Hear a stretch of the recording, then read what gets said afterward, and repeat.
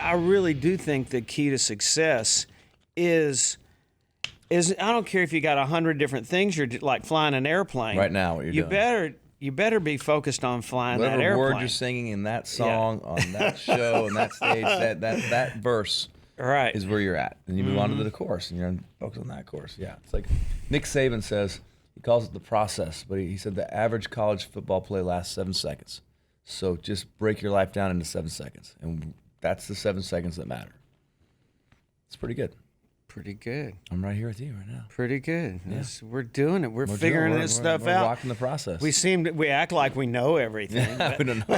As soon as you get home, your children remind you you know nothing. Oh man, they're the greatest. You can talk to the guru, you can talk to Jesus, you can talk to anybody you want to talk to, but your kids will change you more. They'll bring about more transformation in your life than any other thing out there. More than religion, more than your parents. I mean, your children physically change your DNA. Mm-hmm. They change the complete molecular structure of your being. And I mean, look back now, and my wife, we've been married for 12 years, and if I'm proud of anything in my life, it's like where we are. We've become like, you do it day in and day out, that grind, day in and day out. And there's times you don't see what the worth, what it's for, and it's a struggle. But then you get this 10-year period. It's like, damn, we're pretty strong. Yeah. We can take on a lot. I mean, we've gained, our backpack is so full of weapons and tools. And I mean, we are like, between the two of us, we can, you put 3 kids in a room with us 10 years ago or 12 years ago, we'd be like losing our minds. Now it's like, I got 1 kid off at camp right now, so I only have 2 kids in my house, and it's like vacation. I'm like, oh my gosh, party time. It's like I'm back in college. Like, this is easy. I told you that on the third one. I said, you're outnumbered. You just screwed up. It's like, you can hold one, she can hold one. Yeah. The raccoon that's tearing the kitchen up right now, you got to let... You're the one telling me, I remember telling you I had a 2-year-old, and you go, oh, you got one of that raccoon face. Yeah. Well, it's worse if you try to go to a boat show or something, and when one of them breaks loose and you've each got a hold of one, it doesn't matter how loud you scream, because they lose their hearing and stuff like that at state fairs and things. Oh yeah. No, there's moments of panic on the beach or something, you're missing one. Yeah, 2 really brings my whole anxiety level way, way down. Especially if you have help. We have a nanny or a babysitter we use from time to time who's wonderful. So sometimes there's like right now we have a third person. There's only 2 kids. It's crazy, but for the most part, it's just me and my wife, and with 3 kids, and we love the craziness of it. It's absolute insanity, but it is nice to have a little. It'd be down to 2 right now. It's pretty freeing. What's the last thing that you learned from one of your kids? Bravery. I'd be brave. I just flew my little prop plane out to Asheville, North Carolina yesterday at 4 a.m. with my 9-year-old, and she's just brave, man. She's going to 3 weeks of camp, which is at age 9, which is pretty wild to be gone away from us for 3 days and for 3 weeks. And I was putting my wife and I were putting her bed together and put some stuff in there. I was putting some pictures on the wall in her bunk, and she's like, "All right, guys, it's time for you guys to go." Like, what? Yeah, you need to go. Mom, Dad, go.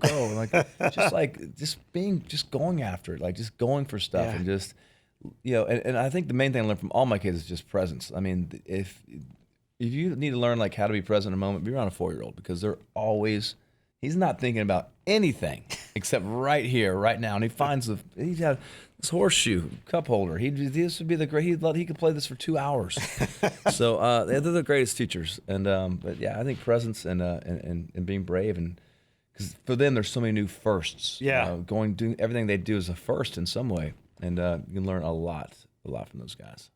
I think that you mentioned that, and even looking back on them, those were the only times that, I mean, I'm not a weeper in general, but I can remember tears rolling down my cheeks on more than one occasion when my son or my daughter would just do something that I knew had to be terrifying to them.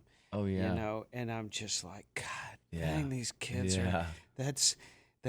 to watch them overcome their fears and just take something on, I carry around like a note. Where'd my notebook go? I have a notebook of just like, for ideas and stuff. But That's in my pocket there. But I was looking at I have a bunch of these notebooks lying around. They kind of tend to get like lost, and I pull this do one the out. same thing. And exactly. It's like, and I have one for I was dropped my son off at preschool in the first year I was taking him, and it's like had like Knox and me, like Knox saying, "Dad, drop me off," and like me, "Do you want me to walk you in?" "No, just drop me off." Like he's like 3. I'm like, "Ouch! You don't even want me to walk you? You're already like You're only 3. You're already like ready to just drop you off at the corner." Am I not cool? And you're 3 years old. We really got problems.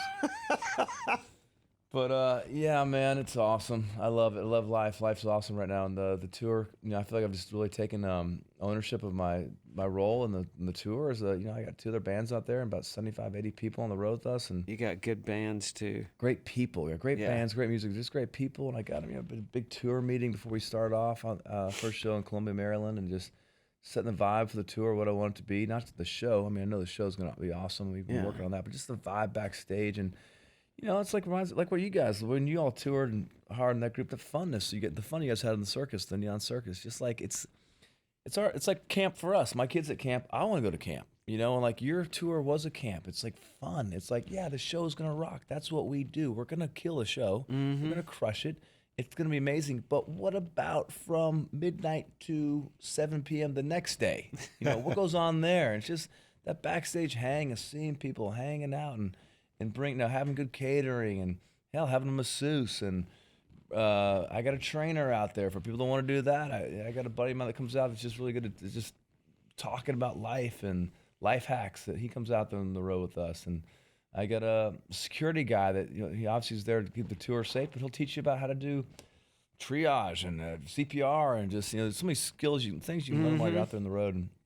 And there's going to be some guys that are going to be hung over in their bunks all day long. And I used to be one of those guys, but not anymore. Because I like living, and I like being on the road and like having fun when we're in whatever town we're in. So got a great vibe on the road. So that's awesome. And then, able to get home quick as a pilot and get back to my family and spend a lot of time with them. So it's just been a really great summer ahead. Yeah. And getting out west a bunch, too. I got 10 more days left in Nashville, then I'm moving operations out to Colorado. Oh yeah! Oh, cool. Yeah, great. Too hot, and I have nothing holding me down, so I'm out. Well, it kind of goes with your album too. You're just kind of keeping that mountain vibe going a little bit. Colorado, huh? I'm all in. You think? I got to get you on the Seven Peaks Music Festival. That'd be fun. That'd be really great. Yeah, that'd be fun. Do you think you'll go through phases? I mean, like. I do that. But I didn't really, I mean, I'm older than you, but I haven't really done it on purpose, but I like blue water, and I told Barbara, she grew up in Boston sailing and whatever. And, beautiful. A few years ago, I said, at a certain age, like 3 years ago, it turned out to be, let's go live on a sailboat. Let's go to sailing school. Just spend a year. I'm reading Jimmy Buffett's book right now, Pirate Looks at 50. Uh-huh. I mean, I'm like, all of a sudden I'm into sailing too. I'm like, I want to go to a sailboat, man. He's all about airplanes, seaplanes, sailboats. I'm like, but so you guys are going to do that maybe? But then, well, we lost. That was 3 years ago. Yeah. We're still talking about doing it. Yeah. And then Barbara's like, let's just go rent a boat in the Virgin Islands for a couple of weeks like we like to do and get a captain and a chef and, and not worry about it. No matter what you go, where you do, is that, I heard someone said something like, think about those cliches. They're cliches because they're all true. And that's a really interesting thing to think about because we think that's a cliche, but there's a reason why it's a cliche. So the grass is always greener. Like you hear that all the time. I was out in San Diego the other week for Memorial Day weekend, and we used to go there a bunch of people from Arizona. We drove to San Diego a bunch. Actually, there's a surf shop.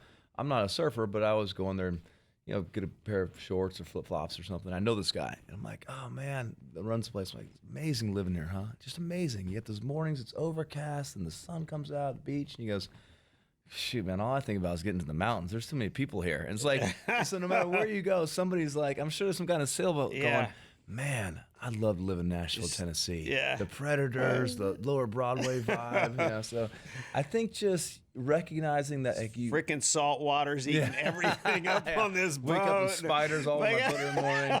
Because I lived in a houseboat for like a year, and I thought that was gonna be so cool. And I woke up in the morning damp because it's just wet. Yeah. And there's spiders. But I think just recognizing that I mean, going for stuff, doing the sailing. I would like to go pull my kids out of school for like a semester and go to Colorado for just be in the mountains for a year would be amazing.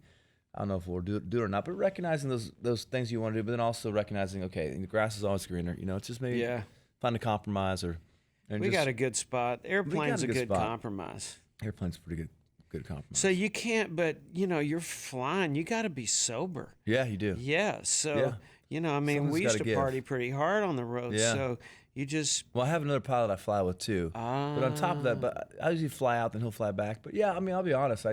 not that you got to be drinking all the time. Yeah, well, but it is I don't drink something you think I've definitely made some changes there too. It's like you can't maintain a certain level of performance, and no matter what you do, and do that. There comes a point in your life, which I don't think you say we're different ages. We're not that far apart in age, and there's a certain point that comes where the wisdom. It just feels good to feel good. Yeah. And once you feel good, it's like, wow, that's possible. I can feel like that every day. Yeah. And once you drink from that cup, it's like, Yeah. makes you put the other cup down a little bit more. Because I have my drinks. I choose my times. I used to drink with my fans. I'm playing a concert. They're drinking. It's like being at a bar. You walk into a bar. It's fun to drink with the bartender. You buy him a shot. He drinks one with you. You tell a story back and forth. Maybe he'll jump up and sing you a song. Like that's kind of the role I see. So I drink with my fans. We're gonna they come to my concert. They're drinking. I'm drinking. This is my party. Mm-hmm. And after the show's over, I hang. But I'm not like throwing down like I used to. Good Lord. And when I'm home in Nashville, I'm kind of just recharging. It's really about my fans and that performance, and it's about my family, and it's about whatever and my kids, and anything that detracts from that just has to go. And I got stuff to do. You do too. Yeah.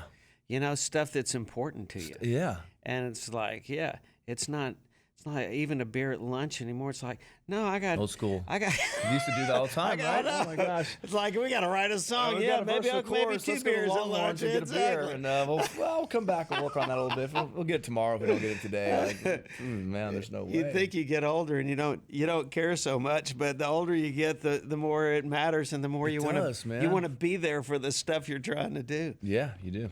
Yeah, totally. Well, continued success. Thank you, man. This is always Rocking my along favorite interview and, to come hang out with you.